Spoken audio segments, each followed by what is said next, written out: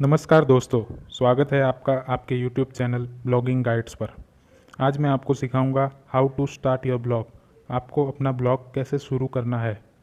ये lesson number 4 है, तो अगर आपने लेसन नंबर 1, 2, 3 नहीं देखा है तो आप जाकर वो देख लीजिए, तभी आपको ये कंटिन्यूशन में अच्छे से समझ आएगा। तो स्टार्ट करते हैं lesson number 4, how to start your blog. जैसा कि मैंने आपको पिछले लेसन में समझाया, लेसन नंबर 3 में, कि आपको अपना ब्लॉगिंग निश कैसे सेलेक्ट करना है। एक प्रॉफिटेबल ब्लॉगिंग निश सेलेक्ट करना है ताकि आपकी उससे अर्निंग भी हो। तो अगर आपने वो वीडियो नहीं देखा है लेसन नंबर 3 वाला, तो वो तो आपको कंपलसरी देखना ही पड़ेगा, आप वो मिस नहीं कर सकते हैं। तो स्टार्ट करते हैं। मैं आपको पूरा स्टेप बाय स्टेप प्रोसेस बताऊंगा कि ये ब्लॉगिंग कैसे स्टार्ट की जाए। तो इसमें सबसे पहली जो चीज़ आती है, आपको आपका डोमेन नेम सेलेक्ट करना है। हर एक सक्सेसफुल ब्लॉगर अपने डोमेन नेम के थ्रू जाना जाता है। वो अपने नाम से नहीं जाना जाता है, लेकिन उसके डोमेन नेम के थ्रू जाना जाता है। जैसे कि Amazon.com। अब जेफ बेजोस को बहुत ही कम लोग जानते होंगे, ऐसे तो जानते ही है क्योंकि वो बहुत बड़ी हस्ती है, लेकिन जेफ बेजोस को जितना जानते हैं उससे ज़्यादा लोग Amazon.com को जानते हैं। वैसे ही फ्लिपकार्ट है, फिर फेसबुक है, फेसबुक को सब जानते हैं, लेकिन मार्क जुगरबर्ग को अभी जानना शुरू किया है। तो यही चीज़ है कि डोमेन जो होता है उसको लोग ज़्यादातर जानते हैं। तो एक सक्सेसफुल ब्लॉगर अपने डोमेन नेम के थ्रू जाना जाता है, ना कि अपने खुद के नाम से।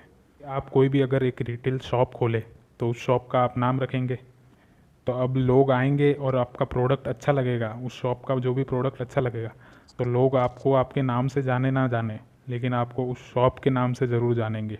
इंटरनेट पे यही चीज़ लागू पड़ती है कि लोग डोमेन नेम से जानते हैं। तो जैसे कि आपका रिटेल शॉप का नाम होता है, उसी तरह इंटरनेट में एक डोमेन नेम होता है, तो आपको वो डोमेन नेम की ज़रूरत पड़ेगी। अब डोमेन नेम क्या होता है? जब भी कोई विजिटर इंटरनेट पे सर्च करता है, गूगल पे कुछ सर्च करता है, तो वो हेडलाइन के साथ साथ डोमेन नेम पे भी नज़र मारता है। डोमेन नेम अगर उसको अट्रैक्टिव लगा तभी जाकर वो उस पर क्लिक करता है। तो डोमेन नेम की कुछ चीज़ें हैं जो ध्यान में रखनी चाहिए, वो मैं आपको बता देता हूँ। उस हिसाब से आपको आपका डोमेन नेम सेलेक्ट करना है। पहली बात तो है कि फ्रेश लगना चाहिए। डोमेन नेम को पढ़ के ऐसा नहीं लगना चाहिए कि कुछ पुरानी चीज़ है, ये कंटेंट पुराना होगा। तो एक फ्रेश डोमेन नेम होना चाहिए, यूनिक डोमेन नेम होना चाहिए, जिसकी वजह से विजिटर को लगे कि ये एक फ्रेश कंटेंट होगा इस वेबसाइट पे। दूसरा जो पॉइंट है, आपकी वेबसाइट जिस भी चीज़ के बारे में है, वो डोमेन नेम उस चीज़ को दर्शाना चाहिए। मतलब डोमेन को पढ़ के समझ आ जाए कि हाँ, ये वेबसाइट इस चीज़ के बारे में है। उस तरह भी आप अपना डोमेन नेम सेलेक्ट कर सकते हैं। ये सब अलग अलग चीज़ें, आप हर कोई का तो इस्तेमाल नहीं कर सकते, लेकिन इनमें से कोई भी आप एक दो का यूज़ करके उस तरह आप डोमेन सेलेक्ट कर सकते हैं। और थर्ड पॉइंट क्या है? थर्ड पॉइंट में आप अपना जो भी मेन कीवर्ड है वो रख सकते हैं। जैसे कि मैंने आपको निश सेलेक्ट करने वाले में पिछले वीडियो में बताया, आपको आपका कीवर्ड कैसे सेलेक्ट करना है, निश कैसे सेलेक्ट करना है। अब समझ लीजिए आप वेबसाइट बना रहे हैं ड्रीम 11 प्रेडिक्शन पर, और ड्रीम 11 प्रेडिक्शन पर मंथली सर्चेज आ रहे हैं 10,000 से लेके 1 लाख तक। इतने लोग मंथली सर्च करते हैं, तो ये आपका हो गया मेन कीवर्ड। तो अब आप इस मेन कीवर्ड को ही अपने डोमेन के लिए सेलेक्ट कर सकते हैं, जैसे कि dream11prediction.com। कीवर्ड को आप अपने डोमेन नेम की तरह यूज़ कर सकते हैं, तो उसमें आपको थोड़ी बहुत एसईओ में मदद मिल जाती है, सर्च इंजन ऑप्टिमाइजेशन, जिसकी वजह से गूगल आपको रैंक करवाएगा। और जो नेक्स्ट क्राइटेरिया है डोमेन सिलेक्शन का, कि आप अपना नाम भी डाल सकते हैं। अगर आपको लगे कि हाँ, मैं अपना कंटेंट बेस्ट होगा, मेरे को अगर एसईओ की ज़रूरत ना पड़ेगी, तो आप अपना नाम भी यूज़ कर सकते हैं। जैसे कि अब है डिजिटल मार्केटर में neelpatel.com, उसने ऐसा कंटेंट डाला है कि अब वो अपने नाम से पहचाना जाता है। तो आपको अगर अपने नाम को एक ब्रांड बनाना है, तो आप अपना नेम का भी यूज़ कर सकते हैं। जैसे कि अब प्रेडिक्शन की जो वेबसाइट है, वो डोमेन नेम सेलेक्ट कर सकते हैं कि deepakpredicts.com, आप ऐसे डोमेन भी सेलेक्ट कर सकते हैं। फिर नेक्स्ट पॉइंट है कि वो आसानी से याद रह जाए डोमेन नेम। आप ऐसे यूनिकनेस के चक्कर में ऐसा कोई डोमेन नेम ना सेलेक्ट कर दे कि वो लोगों को याद ही नहीं रहे। फिर नेक्स्ट टाइम अगर वो आपकी वेबसाइट पे आना चाहेगा, तो वो याद ही करता रह जाएगा कि यार डोमेन नेम क्या था। वो डोमेन नेम अगर उनको याद रह जाए, तो वो आसानी से आपकी वेबसाइट पे फिर से आ सकते हैं, वरना उनको ढूंढना पड़ेगा अगर उनको याद ही ना रहा तो। आप अपने डोमेन नेम में मिस स्पेलिंग भी यूज़ कर सकते हैं, मतलब कि गलत स्पेलिंग। जैसे कि बहुत से लोग टाइपिंग में या तो एरर कर देते हैं या बहुत से लोगों को वो स्पेलिंग ही नहीं आती है, तो वो गलत गलत स्पेलिंग सर्च कर देते हैं, या तो हड़बड़ी में गलत स्पेलिंग सर्च करते हैं या उनको नहीं आती तो गलत स्पेलिंग सर्च करते हैं। जैसे कि एग्जांपल दूं, अगर किसी को ब्लॉगिंग सर्च करना है तो ब्लॉगिंग की स्पेलिंग है BLOGGING। तो अगर किसी को स्पेलिंग नहीं आती है तो वो ऐसा भी सर्च कर सकता है BLOGING, तो मतलब एक जी वो गपचा सकता है, और फिर हड़बड़ी में भी ये मिस्टेक हो सकती है। तो आप वही कीवर्ड को लेकर अपने डोमेन नेम बना सकते हैं, जैसे blogging.com BLOGING। तो उसके ऊपर पूरा मैंने एक पोस्ट बनाया हुआ है, आपको मैं लिंक डिस्क्रिप्शन में दे देता हूँ। मिस स्पेलिंग कीवर्ड पे मेरा पूरा पोस्ट बना हुआ है, आर्टिकल बना हुआ है, तो आप उस पर जाके और भी ज़्यादा जानकारी ले सकते हैं। उसके लिए आपको थोड़ी रिसर्च की ज़रूरत पड़ेगी, इसलिए आप वो आर्टिकल ज़रूर पढ़ें अगर मिस स्पेलिंग कीवर्ड पे, क्योंकि इस पर क्या है, रैंक करवाना ईजी होता है। हर कोई मिस स्पेलिंग पे अपना डोमेन नेम नहीं रखता है और एसईओ नहीं करता है, तो उस पर रैंक करवाना ईजी होता है, तो इसलिए आप वो पोस्ट ज़रूर पढ़ें। फिर नेक्स्ट जो क्राइटेरिया है कि आप एक अपने मेन कीवर्ड का लॉन्ग वर्जन भी यूज़ कर सकते हैं। जैसे कि मैं एग्जांपल दूं कि टॉयज़ फॉर किड्स, तो ये एक मेन कीवर्ड हो गया। इस पे आपको कंपटीशन लो मिलेगा, लेकिन फिर भी आपको बहुत सारी वेबसाइट्स मिल जाएगी जिसने ये टॉयज़ फॉर किड्स पे रैंक करवाया हुआ है अपना पोस्ट, तो आप उसी का लॉन्गर वर्जन भी यूज़ कर सकते हैं। जैसे कि टॉयज़ फॉर 5-year-old किड, तो उस पर क्या है कि बहुत लोगों ने वो डोमेन सेलेक्ट नहीं किया होगा, उस पर थोड़े ट्रैफिक कम होगा, नॉर्मल सा कम होगा, लेकिन अच्छा खासा ट्रैफिक उस पर भी आपको मिल जाएगा। तो आपको उस तरीके का ही लॉन्गर वर्जन यूज़ करना है कि उस पर ट्रैफिक भी हो। ऐसा नहीं कि उस पर कोई ट्रैफिक ही नहीं आए, 100 लोग सर्च करें या 1000 लोग सर्च करें, ट्रैफिक भी होना चाहिए, लेकिन एक लॉन्गर वर्जन भी आप यूज़ कर सकते हैं, आपको एसईओ के लिए आसानी रहेगी। फिर डोमेन नेम एक बार आपका सेलेक्ट हो जाए तो अभी आपको नेक्स्ट स्टेप जो करना है वो है वेब होस्टिंग आपको सेलेक्ट करनी है। तो सबसे पहले मैं आपको एक एग्जांपल के थ्रू समझा देता हूँ कि वेब होस्टिंग होती क्या है। अब समझ लीजिए आप कोई भी बिज़नेस शुरू कर रहे हैं, एक शॉप खोल रहे हैं, रिटेल हो या होलसेल, कोई भी शॉप खोल रहे हैं, तो आप उसके लिए आपको एक जगह लगेगी, कोई भी जगह पे आप खोलेंगे वो शॉप। नेम तो आपने सेलेक्ट कर दिया कि हाँ मैंने दुकान का ये नाम रखूँगा, लेकिन आपको जगह भी चाहिए होगी।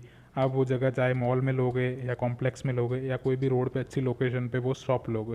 अब आपको इंटरनेट पर भी अपनी एक शॉप खोलनी पड़ेगी, जिसके लिए आपने नाम तो सेलेक्ट कर लिया, लेकिन आपको एक जगह की ज़रूरत पड़ेगी। उस जगह को इंटरनेट की भाषा में बोला जाता है सर्वर्स। वो सर्वर आपका जो भी कंटेंट है उसको स्टोर करके रखते हैं। फिर कोई भी अगर आपके कंटेंट के लिए सर्च करे या फिर आपके रिलेटेड कंटेंट सर्च करे और आपका कंटेंट रैंक करे, तो वो सर्वर्स वो कंटेंट को उस विजिटर के पास भेजते हैं। तो उन सर्वर को ही बोला जाता है वेब होस्टिंग। वेब होस्टिंग को भी अगर आपको डिटेल में समझना है तो मैं नीचे डिस्क्रिप्शन में अपने पोस्ट की लिंक दे देता हूँ, जो आर्टिकल आपको पूरा वेब होस्टिंग के बारे में नॉलेज दे देगा कि ये होता क्या है। तो अब हम और आगे बढ़े उससे पहले मैं आपको बता देता हूँ कि आपको ब्लॉगिंग स्टार्ट करने के दो तरीके हैं। या तो आप फ्री में भी स्टार्ट कर सकते हैं या आप कुछ पे करके भी स्टार्ट कर सकते हैं। तो उसके लिए अलग अलग प्लेटफॉर्म्स है। फ्री में स्टार्ट करने के लिए प्लेटफॉर्म है ब्लॉगर और wordpress.com। वहाँ पे आपको फ्री में वेबसाइट स्टार्ट कर सकते हैं, आपको होस्टिंग फ्री मिल जाएगी। आपको अगर डोमेन नेम दूसरा लेना है तो आप ले सकते हैं, 200-300 रुपये का मिल जाता है डोमेन नेम। वरना वही जो प्लेटफॉर्म है, जो ब्लॉगर है और wordpress.com है, वो आपको सब डोमेन जिसको बोला जाता है वो देंगे। फिर आप चाहे तो आप पे करके भी वेबसाइट बना सकते हैं। वो वेबसाइट आप wordpress.org पर बना सकते हैं। तो इन दोनों में डिफरेंस क्या है? फ्री में आप अगर बनाना चाहेंगे तो आपको थोड़े फीचर्स कम मिलेंगे, जैसे कि आपको अगर कोई बटन डालना है, जैसे कि ई कॉमर्स वेबसाइट बनानी है, तो आप फ्री वाले में नहीं बना सकते। फ्री वाले में आपको थोड़े फीचर्स कम मिलेंगे, जिसकी वजह से आपको खाली कंटेंट ड्रिवन वेबसाइट बना सकते हैं। आप पूरा कंटेंट जो भी लिखना है उसके लिए आपके लिए वो वेबसाइट अच्छी है। और वर्डप्रेस में वही आपको फीचर्स अच्छे मिल जाएंगे। आपको एसईओ करना है तो वो थोड़ा इजी हो जाएगा, आपको डिफरेंट प्लगइन्स मिल जाएंगे।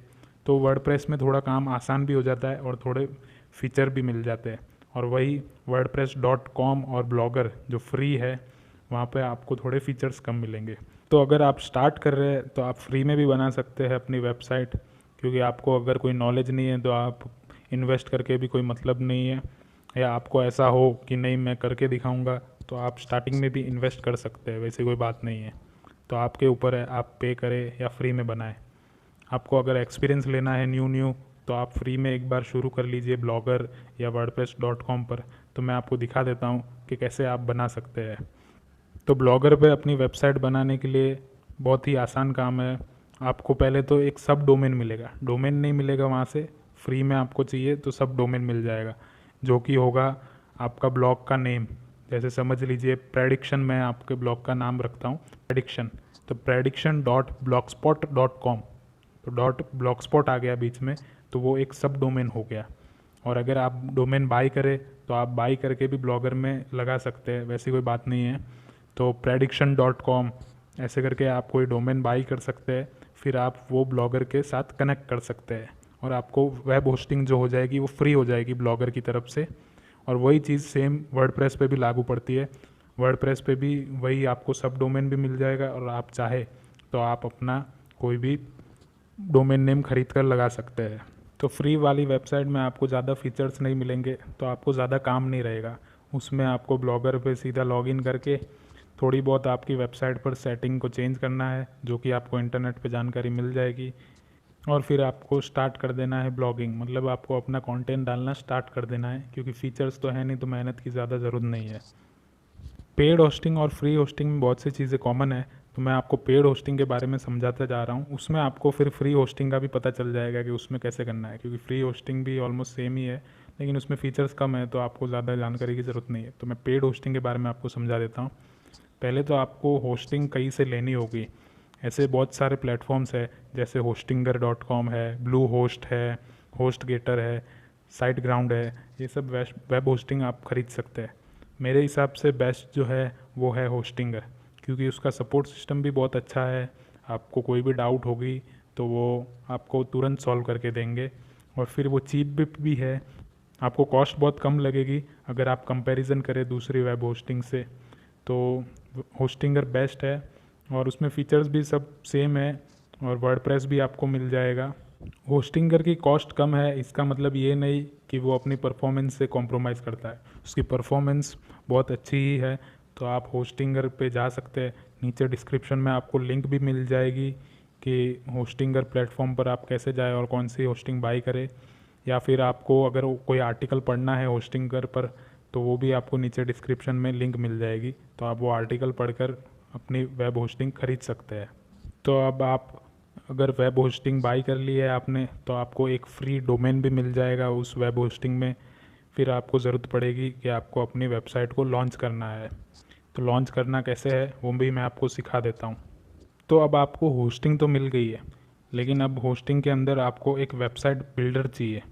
बहुत सारे वेबसाइट बिल्डर्स हैं जो आपकी वेबसाइट को बिल्ड करने में मदद करेंगे, लेकिन वर्डप्रेस बेस्ट है। हर दो में से एक वेबसाइट वर्डप्रेस पर बनी रहती है, क्योंकि इसके फीचर्स बहुत अच्छे हैं।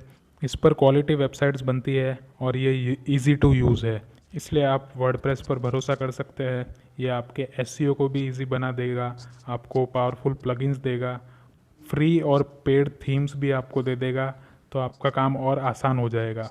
तो आप वर्डप्रेस को इंस्टॉल कर सकते हैं अपनी होस्टिंग पर।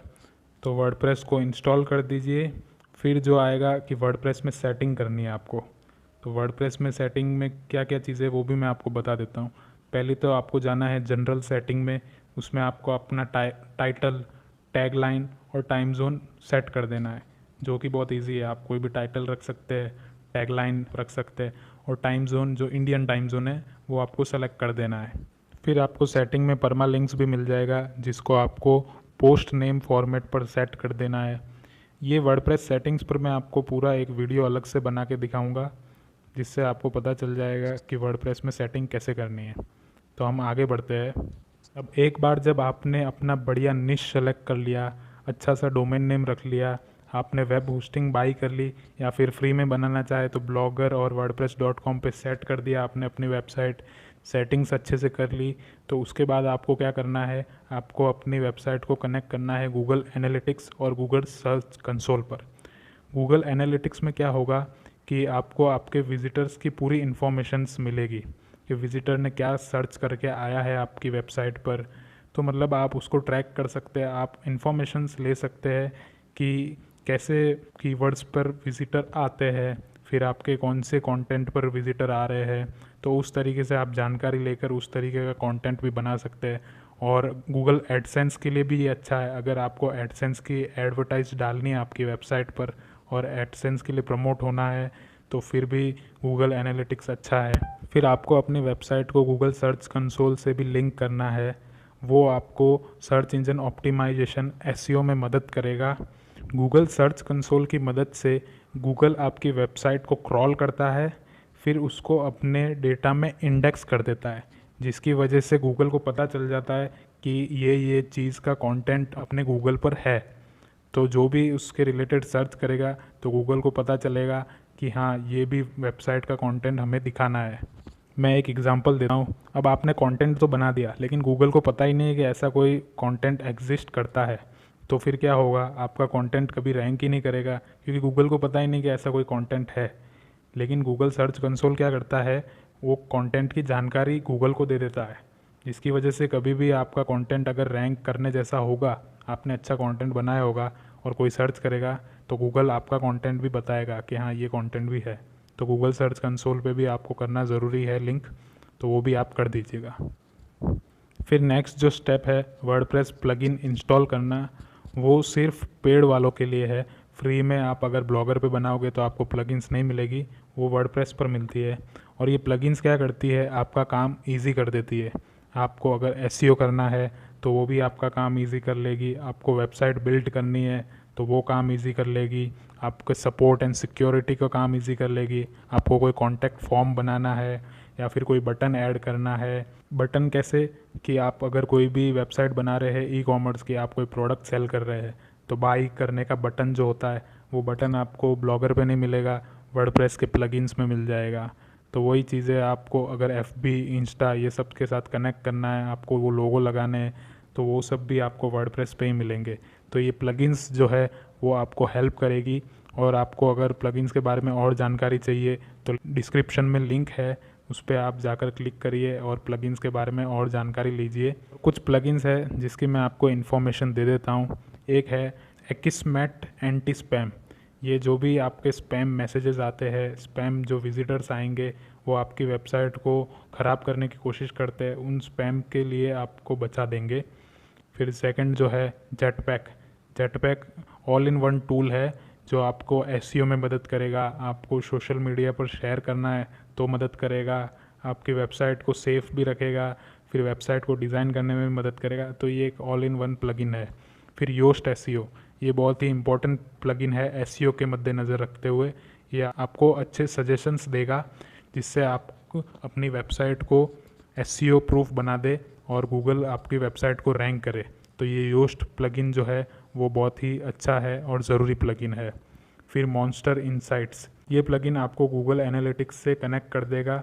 वही है गूगल एनालिटिक्स का यूज़ करना और कनेक्ट करना, तो ये प्लगइन वो काम करता है। फिर है सोलिलोक्यू। अब ये आपको मोबाइल रिस्पॉन्सिव स्लाइडर प्रोवाइड करेगा, जैसे कि राइट साइड पर भी आपकी वेबसाइट है तो वो आपको स्लाइडर प्रोवाइड कर देगा। फिर ग्रेविटी फॉर्म्स है, ये आपको कॉन्टैक्ट फॉर्म या जो भी आपको फॉर्म्स अगर क्रिएट करने हैं तो आप ग्रेविटी फॉर्म का यूज़ कर सकते हैं। गूगल XML साइट मैप, ये गूगल सर्च कंसोल का काम करता है, आपकी वेबसाइट को ये इंडेक्स करवाने में मदद करता है गूगल, याहू, बिंग वगैरह पर।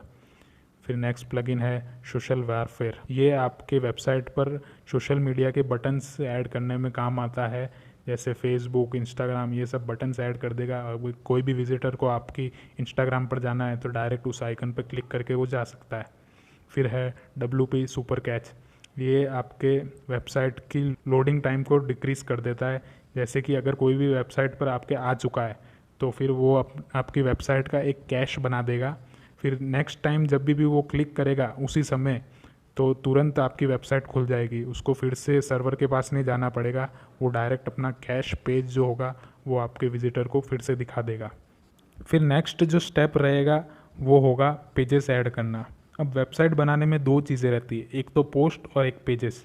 पोस्ट में आप क्या डालते हैं कि जो भी आपका कंटेंट है वो आप पोस्ट में डालते हैं, जैसे कि आप कोई भी इन्फॉर्मेशन डालना चाहते हैं या कोई टॉयज़ के बारे में आपको इन्फॉर्मेशन डालनी है, जो भी आपका कंटेंट रहेगा वो आप पोस्ट में डालते हैं। और पेज क्या होता है, एक स्टैटिक पेज होते हैं जिसमें आपको आपके बारे में इन्फॉर्मेशन डालनी है, आपको कॉन्टैक्ट पेज डालना है, प्रोडक्ट पेज, वो जो भी चीज़ें हैं वो आप पेज में डालते हैं। पर्सनल इन्फॉर्मेशंस वगैरह जो भी आपकी वेबसाइट की है वो आप पेजेस में डालते हैं। तो इन पेजेस में क्या बहुत सारे पेज आप ऐड कर सकते हैं, जिसमें से कुछ मैं बता देता हूँ आपको।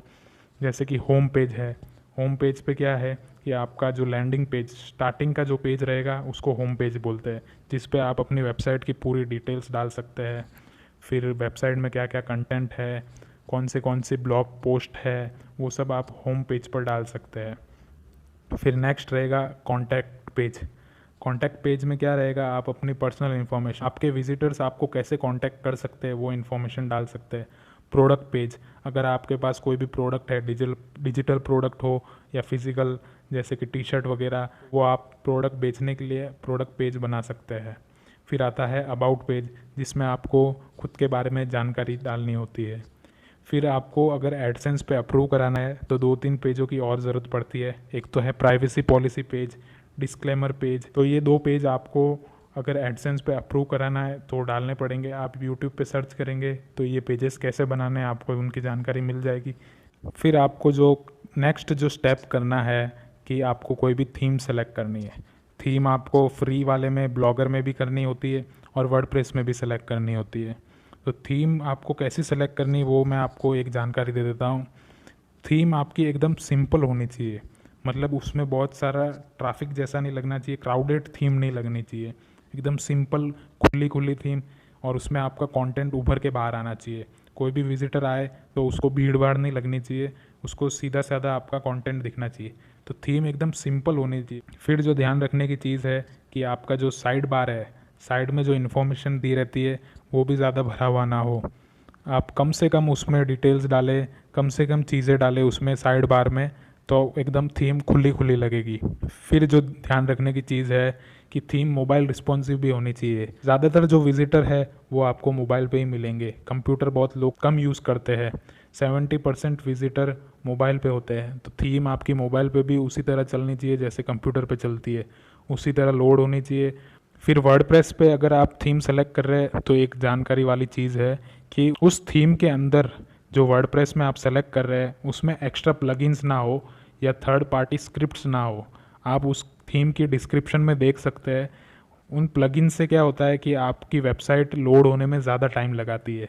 तो ऐसी थीम ना सेलेक्ट करें जिसमें आपको और भी प्लगइन्स इंस्टॉल करने पड़े ज़बरदस्ती, और कोई थर्ड पार्टी स्क्रिप्ट हो जिसकी वजह से आपका लोड टाइम बढ़ जाए, तो वो भी ध्यान रखिए आप। फिर जो वर्डप्रेस की थीम्स होती है उसमें आपको डेमो यूआरएल मिल जाता है।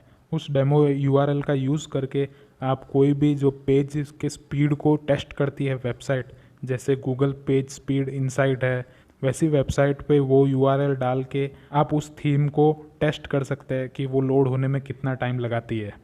आपको आपकी वेबसाइट का लोगो या इन्फोग्राफिक्स वगैरह कुछ भी आपको अगर ऐड करना है तो canva.com करके एक वेबसाइट है, वहाँ से आप डिज़ाइन कर सकते हैं अपना लोगो या इन्फोग्राफिक्स। फिर इस तरह आप अपनी वेबसाइट को पूरा सेट कर चुके हैं। तो अब सेट करने के बाद आपको कंटेंट डालना होगा, लेकिन कंटेंट डालने से पहले एक चीज़ आप ध्यान रख लीजिए। जो योस्ट एसईओ मैंने प्लगइन बताया था उसको अच्छे से सेट कर लीजिए। यूट्यूब पे आप कोई भी वीडियो देख के अच्छे से सेट कर लीजिए, क्योंकि वो प्लगइन आपकी मदद करेगा, आपकी एसईओ में मदद करेगा। जो ऑन पेज एसईओ होता है, मतलब कंटेंट कैसे लिखना है, कंटेंट में आपका कीवर्ड कितनी बार आना चाहिए, आपके डिस्क्रिप्शन की लेंथ कितनी होनी चाहिए, आपके टाइटल की लेंथ कितनी होनी चाहिए, टाइटल में वो कीवर्ड आ रहा है कि नहीं आ रहा है, तो ये सब जो जानकारी है वो योस्ट एसईओ आपको प्रोवाइड करता है। आपको ग्रीन सिग्नल दिखाएगा, येलो सिग्नल दिखाएगा, रेड सिग्नल दिखाएगा। ट्रैफिक के जैसा ही इसका रूल है। ग्रीन मतलब आपको कोई भी चेंज करने की ज़रूरत नहीं है, येलो मतलब आप थोड़ा बहुत चेंज कर सकते हैं, रेड मतलब कि आपका एसईओ ख़राब है तो आपको ज़्यादा चेंज करने की ज़रूरत है। तो इसी तरह आपको टाइटल, यूआरएल आपका कैसा होना चाहिए, मेटा डिस्क्रिप्शन, फिर परमालिंक्स, वो सब की आपको जानकारी योस्ट प्लगइन दे देगा। तो योस्ट प्लगइन भी आप पहले सेटअप कर लीजिए। फिर आपका ये सब जो सेटअप हो जाएगा तो फिर आपकी वेबसाइट तैयार है कंटेंट के लिए। तो आप उसके बाद कंटेंट डालते रहिए अपनी वेबसाइट पर। दोस्तों, फ्री में आपको इतनी डिटेल में नॉलेज कोई नहीं देगा, क्योंकि ऐसे वीडियो बनाने में बहुत मेहनत लगती है। इसलिए अगर आपको मेरा वीडियो पसंद आया हो तो वीडियो को लाइक करें, अपने दोस्तों को शेयर करें और मेरे चैनल को सब्सक्राइब करके बेल आइकन दबा दीजिए ताकि आपको नेक्स्ट वीडियोस मिलते रहे। गुड बाय दोस्तों।